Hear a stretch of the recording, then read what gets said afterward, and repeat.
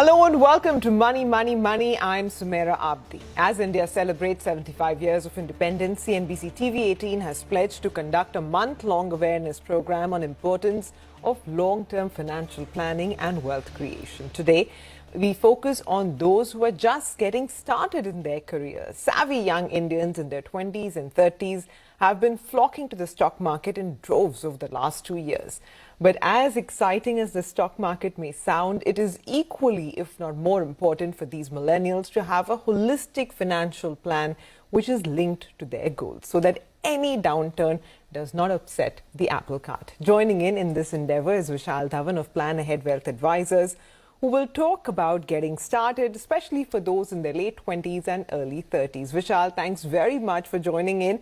You know, often the biggest hurdle for financial planning, I don't mean just, investing randomly, is getting started, right? So let's start with somebody who's got their first salary. Should investing discipline start here? I mean, the first paycheck itself, or is it more like, let me enjoy my first few salaries? You know, I can do it from the 6th month, the second year onwards, or should it be the very first paycheck? Thanks, Sumaira, for having me over. So I clearly believe that, saving and investing is a lot like starting a diet plan. I think you always want to postpone it to a later point. And very often when you're starting your career, this tends to be driven by 2 or 3 different things. One is you haven't had the freedom so far to be able to spend in the way that you wanted to. You had controls put by parents, maybe by siblings, and you just want to go out and spend on things that you wanted to spend on, maybe an electronic gadget, maybe maybe entertainment. So there's lots of sort of unfulfilled desires that you want to take care of. The second is just the plethora of options. There are so many things that you can buy into when you want to start investing, that sometimes it just creates confusion because you have too many choices. Should you buy a mutual fund? Should you do in the stock market? Everyone around you is giving you some advice. There's a friendly insurance agent telling you what to do. So it's really complex. And very clearly, we don't have a lot of financial literacy as a part of our college programs, school programs, etc. So very clearly, when you come in there, you get confused, and therefore you tend to defer these decisions. The third thing very clearly that we find is that it's very difficult for a lot of people to sit down when they're young and define financial goals. And we think this is actually the best starting point, because what you want to do is figure out what you want to use your money for. Is it going to be to upgrade your education because you need a master's to go forward in your career? Is it going to be that you need to help your parents pay down a loan because your parents are reaching their retirement phase? Is it that you want to save towards your own objectives of maybe becoming an entrepreneur in a few years? So I think the moment you start to define goals, I think it becomes much easier to build your investment strategy as a result of that. Okay. Last but not the least, don't forget about the fact that investing is different from savings. I think a lot of times these two things get confused, and you end up saying that, I have the money lying in my bank account and therefore I've done a great job. I think you need to move from saving to investments, because if you start that early, then it's a really, really good habit. And I think anything which gets into becoming a habit over a few months, then just continues with you through your entire career. Okay. So Vishal, what should the first portfolio look like? So I think, again, you start off with your goals. You have to be very clear that your goals need to define your investment strategy.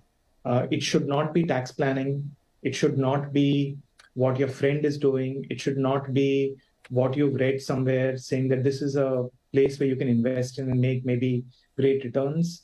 The first place you start off is trying to say, okay, how much do I want to really save?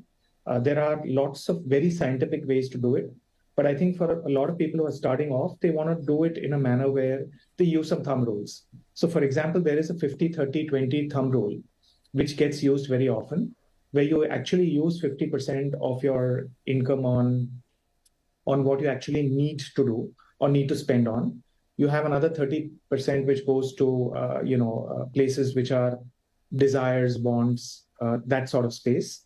And then you put the balance 20-30%, which is left over, into investments.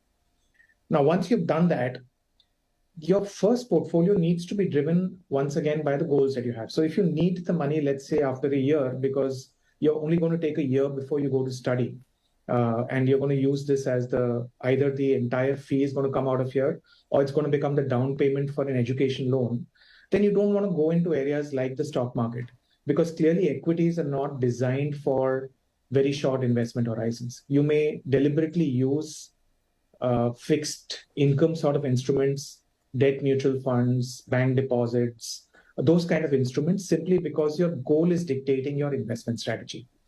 If you're one of those people who are very lucky, you have parents who are already wealthy, this is really your money, you can decide what you want to do with it, then we would strongly suggest that you start saving for your long-term goals right away. Because what you want to do is get to a point where you have financial freedom quickly. And you are then able to make choices in the way that you want, as far as your career is concerned, as far as your work hours are concerned, as far as how you want to deal with family is concerned. All of those choices suddenly become much more open for you once you get closer to financial freedom. Okay. But Vishal, the second big hurdle that comes is that, you've made your first portfolio, but most people let it be, thinking that, there's barely any increase in salary. So let this portfolio continue as is, right? But is it equally important to, let your investing corpus also keep pace with whatever, your salary has increased by, and how do you do it? It's absolutely critical. So I think just the way your salary is going up, you also want to ensure that your savings rate goes up. And the best way to do this is to automate it. So effectively what happens is, let's say your salary goes up by 10%, and you're saving through, let's say, an SIP or a recurring deposit. Try to ensure that a large part of that 10% automatically goes back as a top up in terms of your investment plan. I think there is a tendency to sort of expand your expenses as your income goes up. But I think you need to be measured.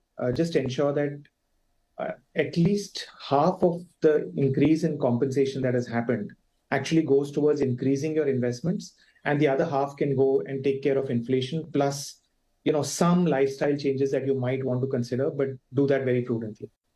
Okay. But in most cases, when people are just about getting started in their lives, even if you count only the most important expenses, those expenses keep outweighing whatever is your inflow, right? So you may have clever budgeting, but despite that, most people are just left to play catch up, at least in the first few years, right? How do you sort of reconcile this to a more manageable situation? So I think a large part of this is, definition of necessity and wants. I think very clearly, across generations, this definition has also changed. And I think it's important to keep in mind that when you are sitting down and doing budgeting, you define what's the necessity for yourself. The necessity, once again, for your friend, for your colleague, may be different. They may be in a different wealth phase. There may be money in the family. There might be a lot of different things that may be happening at the same time. So you need to define what is your list of necessities very clearly. And the only way to define it is actually to sit down and create an Excel sheet or write it down on a piece of paper, saying that for me, this is my necessity and this is how I want to take care of it. It's also important to educate people in your ecosystem, especially your immediate family, who do tend to also have requirements, that what is a necessity and what is a want. I think once you've done that very clearly and everyone's gradually coming around to the same page, I think you start to find it so much easier to make this happen, because you then don't overspend, you invest regularly, and the whole cycle then becomes a very virtuous cycle. And of course, like always, like I mentioned multiple times, ensure that you have goals. The moment you have goals, you have timelines with it, you have amounts for those goals attached to it. And because you have all that in place, it now becomes easier for you to decide that when I'm choosing not to spend that money today, this is the benefit that will come to me at a certain point in time because I have a well-defined goal. And I think that's what really gets people very, very motivated to continue on this journey because they can see the end goal in place and the benefits that could accrue through that process.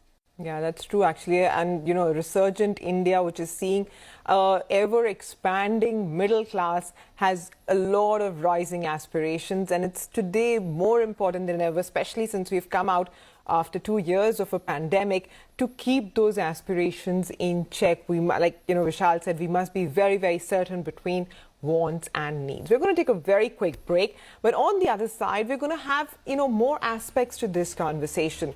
What about if you have irregular income, if you're in a startup, or, for example, you want to retire early? Can you plan for it already? All of that is lined up next. Stay tuned.